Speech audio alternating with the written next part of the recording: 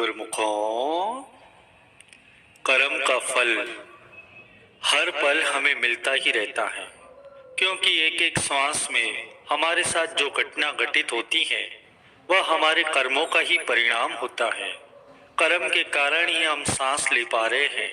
कर्म हमारी काया तो उसका फल हमारी परछाई होती है। दोनों सदा साथ साथ ही रहते हैं। कर्म के कारण ही कोई आसानी से सांस ले पाता है। कर्म का फल हमको जागते, सोते, उठते, बैठते कभी भी भोगना पड़ता है। कर्म का कुछ फल तो तुरंत मिलता है, तो कुछ कर्मों के फल के लिए जन्म जन्मांतरों तक इंतजार करना पड़ता है। जैसे यदि किसी ने अग्नि में हाथ डाला तो उसका हाथ तुरंत ही जल जाता है, उसके लिए कल या परसों नहीं लगेगा। लेकिन कुछ कर्म ऐसे होते हैं जिनका फल देर सवेर जरूर मिलता है। इसके फल से कोई नहीं बच सकता, चाहे परमात्मा का अवतार भगवान श्री राम ही क्यों न हो। उन्होंने भी बाली को शुभ कर मारा था। उसके परिणाम में उन्हें श्री कृष्ण अवतार में उसी बाली के हाथों से मरना पड़ा, जो शिकारी के रूप में आया था।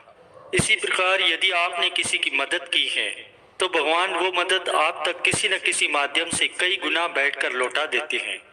ना अच्छा कर्म मिटता है, न बुरा कर्म, यहाँ तक कि हमें मानसिक कर्मों की सजा भी मिलती है। इसीलिए कहा जाता है कि जैसे एक बछड़ा हजारों गायों की भीड़ में भी अपनी मां को ढूंढ ही लेता है, वैसे ही कर्म अपने कर्ता को हर हाल में ढूंढ लेता है। किसी का भला चाह है तो वह भी आपकी किस्मत के कांटे कब दूर कर देगा। गुरु को वीडियो लाइक करना, सब्सक्राइब करना प्लीज़। बहुत मेहनत से मैं आपके लिए सेक्शन लेता हूँ। कमेंट में लिख देना जय श्री दयानंद प्लीज़। ये आप समझ नहीं पाएंगे। इसीलिए गुरु घर की सेवा, भजन, सिमरन, ये सारे साधन हमारे कर्म बंधनों को काटती हैं। शास्त्रों में सत्कर्म पर ज्यादा जोर दिया गया है, क्योंकि अंततः हमारा उद्देश्य सभी कर्म बंधनों से मुक्त होना ही है। पहले किसी का कोई पैसा खाता था तो उसे लोग चोर बोलते थे, समाज में उसकी कोई कदर नहीं होती थी। परंतु आजकल तो सब कुछ उल्टा ही है। बस मिल जाए कहीं से भी, किसी का भी बिना मेहनत का पैसा नहीं लेना चाहिए, क्योंकि पापों का साझीदार कोई नहीं होता। इस बात का ध्यान रखें। इसीलिए दान के पैसे का 1 रुपया भी अपने ऊपर खर्च न करें। वाल्मीकि रामायण के उत्तरकांड में एक कथा आती है। भगवान श्री राम जी अयोध्या के राजा थे उस समय।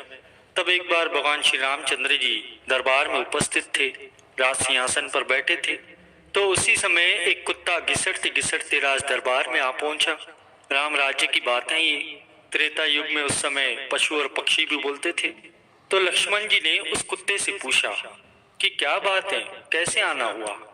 तब उस कुत्ते ने कहा कि मुझे भगवान श्री राम से न्याय चाहिए। वहां पर भगवान श्री राम भी उपस्थित थे। उन्होंने भी कुत्ते से पूछा कि बताओ क्या बात है, कैसे आना हुआ। कुत्ते ने कहा कि भगवान, मैं खेत की मेड़ के बगल में लेटा था, तभी एक पंडित जी वहां से कहीं जा रहे थे। मुझ पर अनावश्यक ही डंडे से प्रहार किया और मेरी कमर तोड़ दी।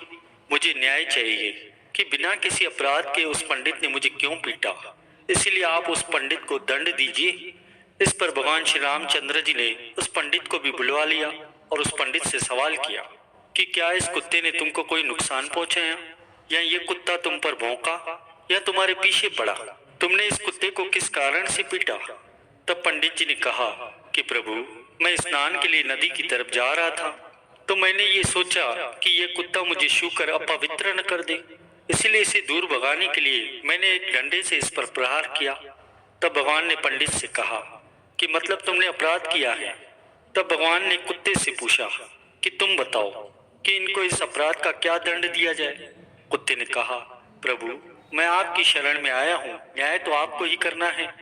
इस पर भगवान ने फिर से कहा कि नहीं, तुम ही बताओ इसके अपराध का क्या दंड दिया जाए, और जो तुम चाहोगे वही दंड इस पर लागू होगा। तब उस कुत्ते ने कहा कि भगवान, इस ब्राह्मण को किसी एक बड़े मठ का महंत बना दो, मठाधीश बना दो। कुत्ते की ये बात सुनकर राज दरबार में उपस्थित सभी लोग स्तब्ध रह गए कि ये कौन सा दंड है, क्योंकि मठ में तो असीम वैभव होता है, ऐश्वर्य होता है, अखुड धन संपदा होती है। वह तो मौज की जगह होती है। लोग आते हैं, पूजा करते हैं, वह तो मौज करेगा। तो मठ का मठाधीश बनना तो बहुत बड़ी बात है। तब भगवान श्री राम ने पूछा कि तुम दंड दे रहे हो या मजाक कर रहे हो। तब कुत्ते ने भगवान श्री राम से कहा कि नहीं प्रभु, मैं दंड ही दे रहा हूँ। क्योंकि पिछले जन्म में वहां का मठाधीश मैं ही था, परंतु उस मठ का धन, सुख संपत्ति और ऐश्वर्य ने मेरी बुद्धि ही भ्रष्ट कर दी। मुझे जो सत्य के प्रति कार्य करने थे उसे ना करके मैं गलत कर्मों में लिप्त रहने लगा और उसको ही असली आनंद समझ बैठा, जिससे मेरी तपस्या का तेज ही खत्म होने लगा और एक दिन मेरी मृत्यु हो गई। उसके बाद मुझे ये कुत्ते की योनि प्राप्त हुई है।